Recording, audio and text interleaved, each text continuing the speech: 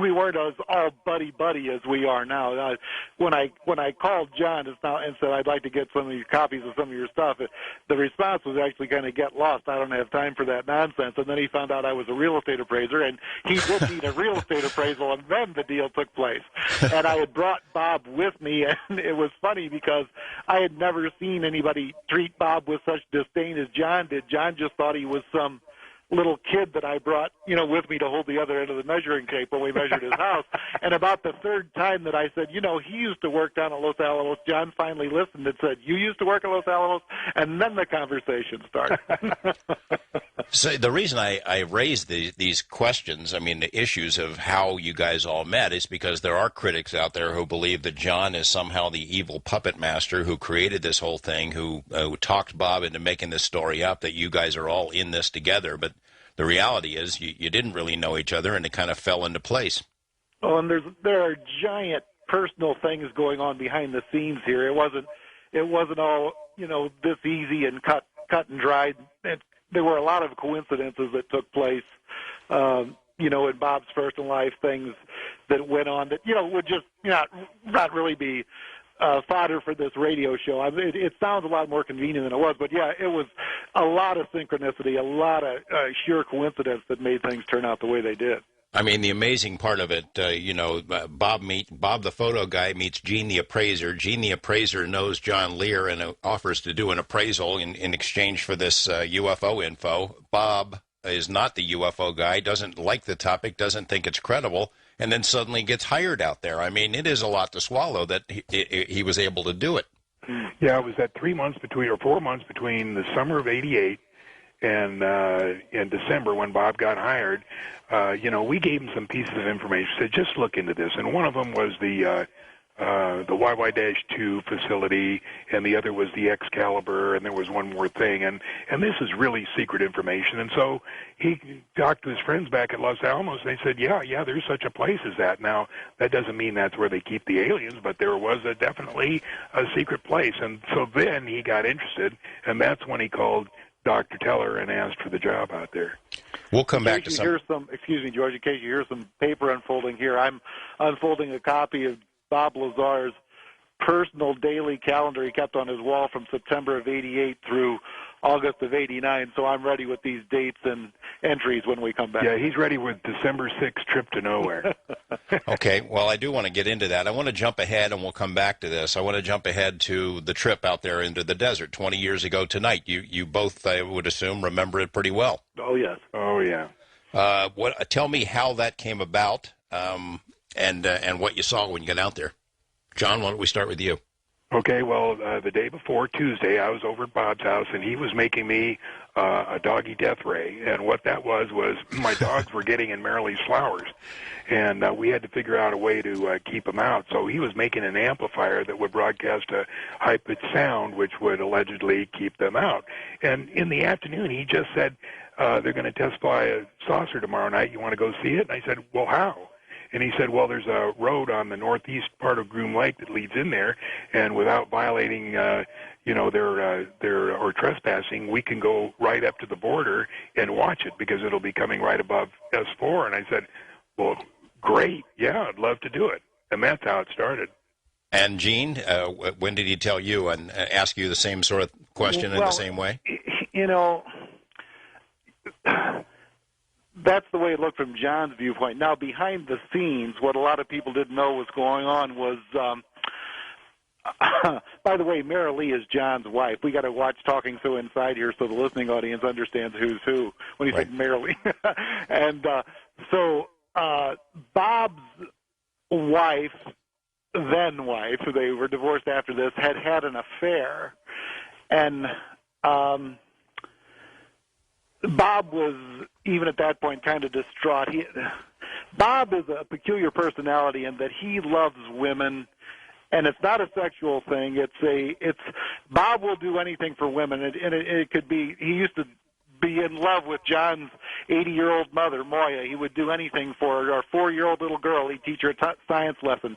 Now, Bob is adopted, and a lot of psychiatrists and psychologists and armchair therapists say that, Bob's mom gave him away, and so therefore he spends his life trying to appeal to women. I mean, I don't know if there's any substance to that. Certainly it's not anything to do with his mother. His mother, Phyllis, is as wonderful of a mother as any man could ever have. So it's not like he was lacking anything in his actual life. The people that adopted him were a wonderful couple.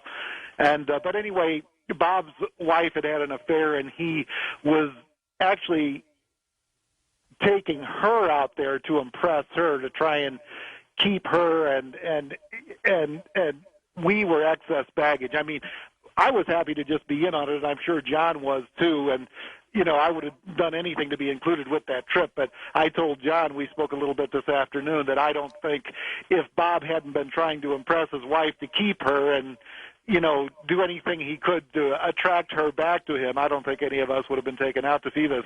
But as long as he was taking his wife out there, we got to go too. And I think he also wanted a couple of gregarious characters like John and I. He knew he was going to blow the lid off this thing, and he was going to need somebody to speak publicly to back him up if he got caught. Well, it's an interesting point because, a lot of people have asked in the years since, why would Bob violate his security oath? Why would he spill these beans? Why would he risk going to prison by talking about this stuff or by taking you guys out there and showing you the tests?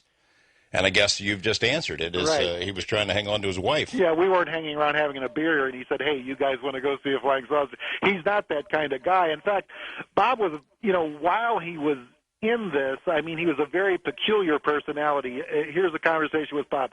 Oh, I'm exhausted. I'm dead tired. I was up to 3 a.m. last night. Oh, yeah? What were you doing? Why? As though you're prying into his life. Just a casual conversation. He would start a conversation, and you just ask a question any friend would, and then he'd act like you were prying into his personal life. But he was paranoid. The people, Mike Thigpen, well, that's a long story. Anyway, who were they from? OFI? Yeah, Office the of Federal OFI. Investigation. They were doing the security checks at his house in the middle of the night, and a lot of big things going on that in Bob's personal life, and so he had a lot of stress. He was had the possibility of losing his wife. He was in the most secret and wonderful program that a scientist could ever dream of being in. He couldn't tell his wife. He couldn't tell his friends. And when he finally broke, we were blessed because of it. So who goes out? How many of you went? 4? Just the 4? Yeah. John and Bob and Tracy, Bob's ex-wife, and me in John's RV the first night. You take it from there, John. Yeah, we left my house about, I think it was about 7 o'clock, and we drive out there, and we're driving up that long hill there just before you get to the pass, and the transmission broke down. And so Gene agreed to hike down to Alamo there, or to Rachel, or to Alamo, and get some transmission fluid. So we were delayed about an hour while he goes down and gets it. We poured it in. It works again. We drive up. We get to the cutoff, the Groom Lake Road there, and drive down that long dirt road. So it's about 8:15, 8:30, and we drive down this long road to about as far as we thought we could go without getting in trouble. And then we pull over. We get out. I had my 8-inch Celestron telescope, which I set up, and Bob said it's going to be at 9 o'clock. They test at 9 o'clock. So we all waited, and I'm trying to focus in the Celestron 8, which, is really tough to do. And there it comes, right against the hill, just as advertised, at 9 o'clock. And this thing comes up and starts flying around. And, of course, it's very difficult to focus with the Celestron 8, and I couldn't get focused until it stopped in midair and started descending. And that's when I said, I got it. And, what I saw was a flying disc. It was oriented about 45 degrees to the horizon. It was radiating a yellowish, goldish kind of stuff that was coming off it. And I said, here, quick, Gene, take a look. And as I stepped back, I hooked my foot around the tripod and moved the telescope. And, of course, Gene's never forgiven me. It was the most tragic trip ever in history. An extraterrestrial disc in the middle of an 8-inch Celestron telescope in John's hooked the tripod and jarred it, and then the disc had gone down below the mountain range. But could you see it with your naked eye? well, we had binoculars out there Right. too. Oh, yeah, and he's right about the glow coming off of it and everything that happened. You know, another peculiar thing was this past Sunday, a week ago today, my son Daniel turned 20, and of course, which means that, you know,